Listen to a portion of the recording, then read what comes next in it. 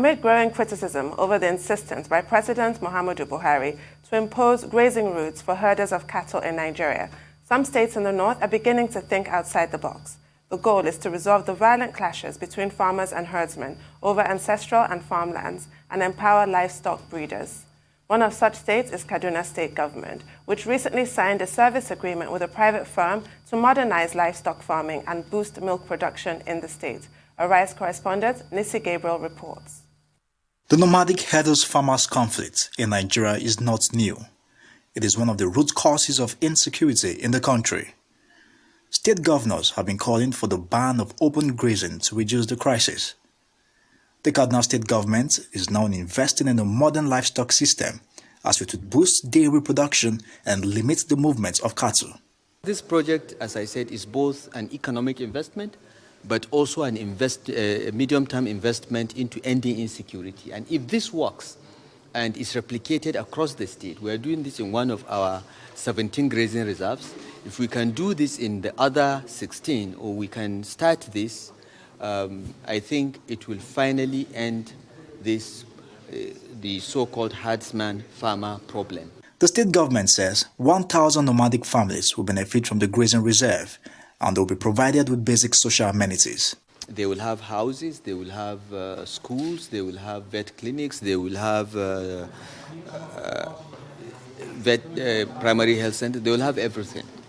And we hope that the cows that they will have will be producing something like 20 to 30 liters of milk a day compared with the cows that we have that produce 1 to 2 liters of milk. The public-private partnership aims to increase the offtake of locally produced dairies from pastoralists. Ala Foods International says it will complete the project in the fourth quarter of 2022. I believe the first step of the project here will be finished in, 7, 8 months? 7 months. First phase is in 7 months. The full project is, as there was mentioned from Mr. Hafiz in the feedback, is 2022. End of 2022. Yeah. Nigeria's dairy industry is characterized by low productivity, leaving a huge gap that is filled by importation. It is hoped that settling herders and their livestock in one location will increase dairy output and promote a market-driven sustainable dairy development project in Nigeria. Nisi Gabriel, Arise News, Kaduna. Joining us now from Kaduna to enlighten us on the project is Muyiwa Adekeye, spokesperson to the governor of the state. Welcome to the show, Mr. Adekeye. Good morning. Good morning, Tudun. Thanks for having me. Muyiwa, good morning. It's good to have you on the program. Good morning. Good morning, Doctor. You look different. Pleasure. I like this, your new look. It's been a while, but it's good to have you on the Thank program. you. Yes. It's good to have you here. Well, very quickly. Thank you very much. You take us through this service agreement that was signed yesterday on the video that we just watched. This backward integration grazing reserve dairy development program that we now have in Kaduna State. Who and who is involved? How important is it? Yes, sir. And what is the guarantee that it will help to solve the problem of farmers and herders? Thank you very much. The Damal Milk Project is a partnership between the Kaduna State government and ALA, which is a global dairy company from Denmark. We first initiated an MOU with ALA back in 2019, and then on the 17th of January 2020, we performed the groundbreaking ceremony at the site of the Damal Milk Project in Kubau local government. It's almost 10,000 hectares of land designed to modernize livestock production strictly along commercial lines, moving it away from a culture into the economic activity that it is. So ALA has technical and commercial expertise.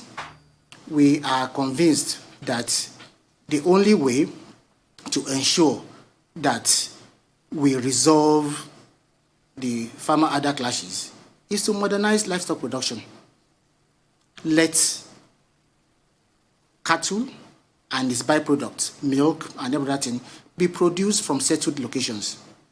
Let the farmers, their children, and the workers on those farms, have access to facilities like schools, hospitals. Let the vet clinics be established, around these clusters. Let us improve the productivity of the cattle breeds here, raising milk yields, and making the farmers economically comfortable.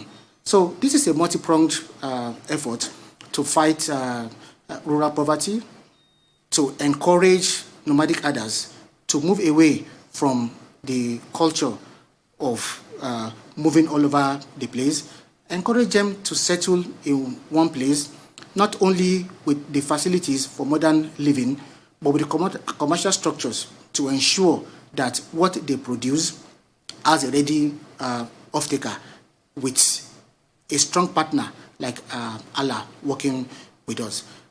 You are aware of how the perennial clashes between farmers and others across the country has morphed into a security problem. These kind of problems will not be solved merely by complaints. There have to be concerted efforts to invest in the livestock production industry. We need to show the proof of concept and thereby encourage other private investors, to take it up and gradually ensure that we have settled communities farming, we have settled communities producing livestock. So this is the point of the service level agreement. In 2017, on the 17th of January 2020, having performed the groundbreaking ceremony, Kaduna State government has been busy constructing roads, bridges, and other facilities on the farm. This service level agreement enables the parties to further unlock the investments necessary to get the Damao Ranch working. Allah will bring its own resources. Kaduna State government is committing 10 billion into this project. Allah would immediately begin construction of a 200-hectare demonstration farm, which would be the locus for the 1,000 nomadic herders that will be centralized on that farm to learn the modern techniques of producing cattle for milk and others. So our expectation is that the demonstration farm will be ready just about the same time as all other facilities will be completed for the livestock herders to move into the facility and begin to raise cattle along commercial lines without the frictions with farmers. Great initiative. I have two questions. You must have conducted studies. So what do you think the uptake will be like? That's the first question. The second question is that listening to you, my mind went to CBN sort of restricting foreign exchange for the importation of milk to only, I believe, 6 companies. And that was criticized quite strongly by local companies and even by the EU, some of whom thought it was an outright ban, which is not. But I'd like you to address how that CBN restriction to boost local production, where you can come in, Kaduna State government, with this initiative. Thank you. The partner, the commercial partner in this project, technical commercial partner, is Allah. They've already demonstrated across the world proven competence, in milk production. So they are bringing this competence to assist the progress and development of Kaduna State, and we are sure that it is a commercially viable project. Only about 10% of the demand for milk and milk products is met by local production. So there is a huge gap that projects like this can fill. And you're quite sure that as a multinational company, Allah is not going to enter into a venture that they have not determined to be commercially viable. Now, regarding the interventions by the CBN to encourage local production of milk and other products, well, that is not determined by the Kaduna State government. Our own duty is to ensure that we explore opportunities to help our people migrate properly into the 21st century, to engage investment partners and transform livestock production not along the lines of contracts, but along the lines of commerce and business. This country has a national livestock transformation program that has been more spoken about than actualized. It is time for individual actors at the subnational level to take concrete steps, to ensure that they advance this project in their own territories. We have had enough talk about the root causes of farmer-adder clashes, about why nomadism persists in the 21st century. Okay? Talk will not solve the problem. It is action that will solve it. It is investment that will solve it.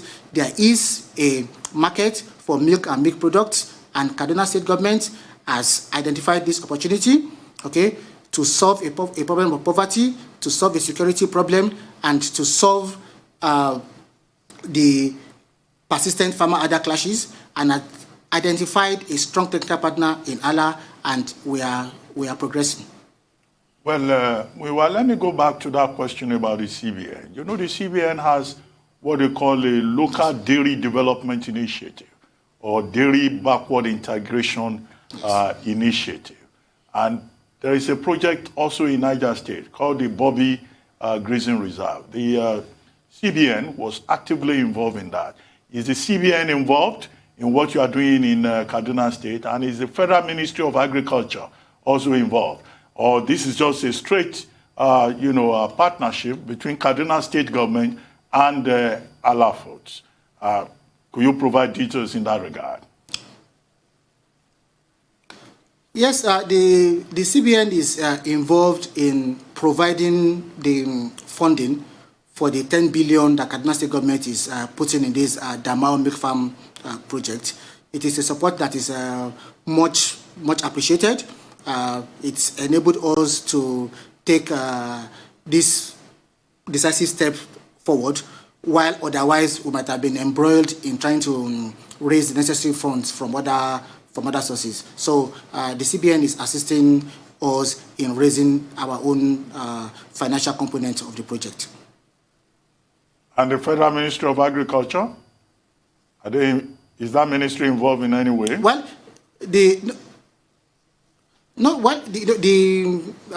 as a subnational, the Kaduna State government engages with all the relevant ministries at the federal level, exchanging views and experiences and opinions, and ensuring that we keep each other updated. But the Federal Ministry of Agriculture is not an active partner in this project. But there are other aspects of the agri-value chain that the Federal Ministry of Agriculture and Kaduna State Ministry of Agriculture are partnering. Livestock, in crop production, for instance, last year the Federal Ministry of Agriculture launched its own farming season in Kaduna, where it provided advanced crop variants to many of our farmers farming grains. So partnership exists with the Federal Ministry of Agriculture, but it is not on this specific Damao project.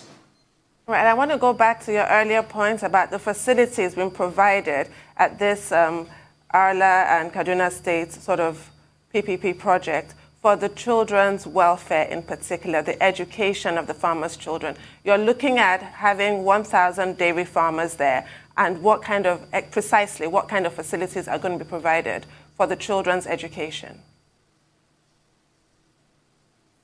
Okay, the Damao Milk Farm would be divided into 5 districts, each of which will have facilities for basic education. Kaduna State government is transiting from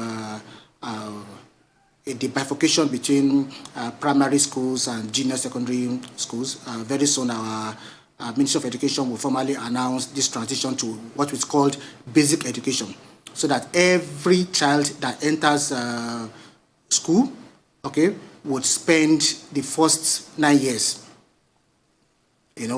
to acquire junior secondary certificate education before moving on to senior secondary schools. So all the children in those farms are subjected to the Kaduna State government policy of free and compulsory education for the first 12 years of education, from primary 1 to SS3. So each of the districts in the Damomic farm will have schools up to secondary school level. Each district would have primary health facilities, and the entire farm will be serviced by a network of veterinary doctors who are in situ, living on the site. Each farmer will have access to pasture, okay, and the irrigation facilities will be provided. This large expanse of land would initially be serviced by off-grid solar solutions, while we are working to connect the entire farm to the national grid. And of course, Allah will establish milk parlors and whatever facilities they need for initial processing of the milk on the site of the farm before they move on to their other production facilities. Well, so it is a fully integrated community with every facility for schooling, for health, and for relaxation. Well, Muyiwa, I mentioned the Bobby Grazing Reserve in Niger State, which is more or less, yes, the same initiative. In Niger State, the state government decided to partner for dairy production with one company called Neon Dairies. I think WAMCO was also part of it. Chi is also a company called Chi Limited. It's also part of it. And they built more or less the same kind of facility that you are talking about with, thousands of cows there. But on May 30 and May 31, bandits attacked that Bobby Grazing Reserve. They rustled the cattle, they destroyed the farm facilities. So the big challenge in Niger State is security. And I believe that that's also a big challenge in Kaduna State. What arrangements, does your government have in place to make sure that, okay, this good idea of providing a grazing reserve does not end up being destroyed by bandits who have been very active in Kaduna State, by the way? Thank you, Ruben. You know that we must plan for our future, okay? We cannot afford to be paralyzed by despair or the problems of the moment. All of our investment facilities, we do our best to provide the required levels of security, and it will not be different for the Damar Milk Farm project, which, is very strategic, very important to prove the commercial viability of modern ranching, very important to prove to the others that will move into these settlements that they will not only be safe, but that they will also be able, to improve their quality of life while living in there. We know the challenge, okay?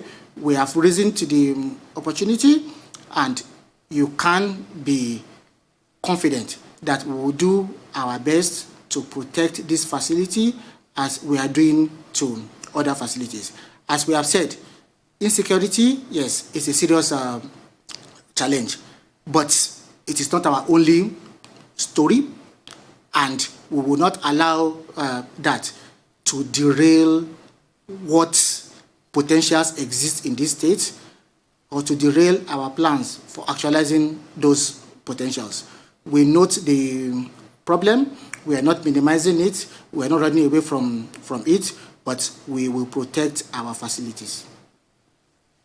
I hope that you do, but this is just yet another agriculture-related investment in Kaduna State. There seems to be a real push from the Kaduna State government towards growth and development in that particular sector. Can you give us an overview? What is the blueprint for agricultural development in Kaduna State?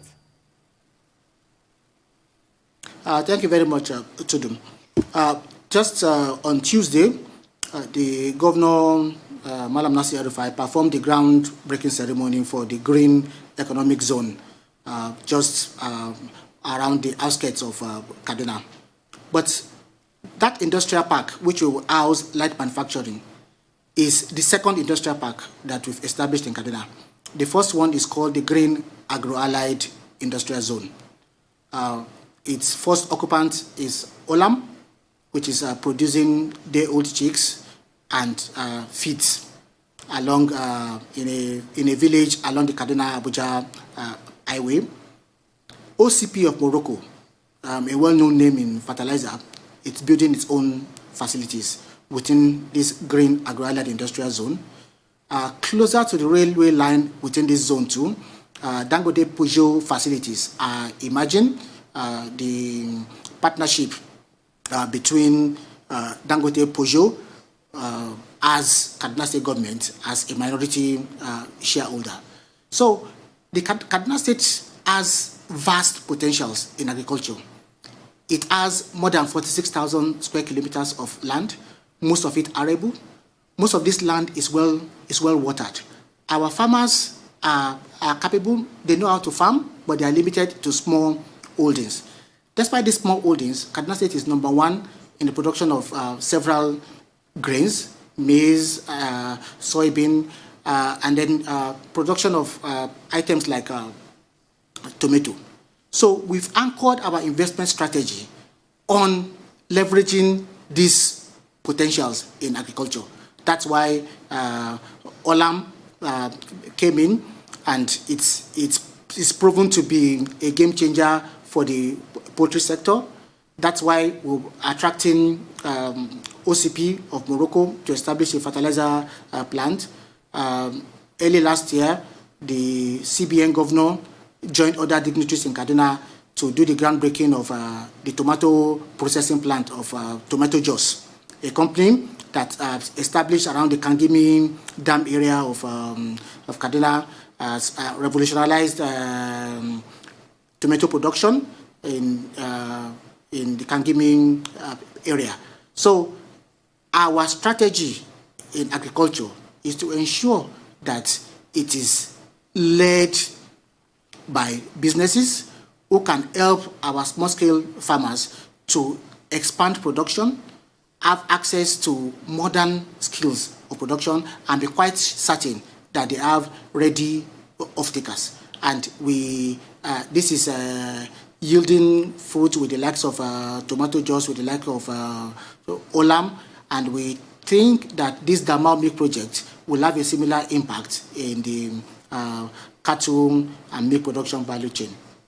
Well, quickly, we have just about 2 minutes to go, but it's a great opportunity to have the spokesperson of the Kaduna State government with us. And you know that big issue about the Kaduna State government saying it will not pay ransom, it will not negotiate with bandits, and the criticisms that have come along with that, where people say, in fact, it's Governor El-Rufai invariably encouraging bandits to continue to kidnap students and attack schools in Kaduna State. What do you say to that?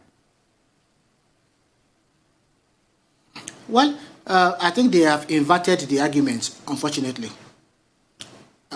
The signaling that a government is available to be paying ransom, okay, for outlaws that violate the rights and liberties of citizens, okay, is to create a new industry. Our young people, okay, should be provided opportunities for legitimate livelihoods, not signaling that, oh, they can easily get rewarded for embarking on crimes. In the states where paying ransom and settling bandits became official policy, I do not think that they can be described as oases of peace and security today. And those who are in charge of those places are reviewing their policies. What we need to do is to tackle the sources of banditry, reclaim these ungoverned spaces, and Kaduna State government has been consistent in nudging the federal government to launch the comprehensive operations that are needed. In 2017, the governor of this state, Malam El-Rufai, formally requested the federal government of Nigeria to declare these bandits as insurgents so that the full might of the Nigerian armed forces can be unleashed on them. These guys are devastating the rural economy. We cannot respond by encouraging them through ransom payment or by appeasing them by giving them a seat at the table.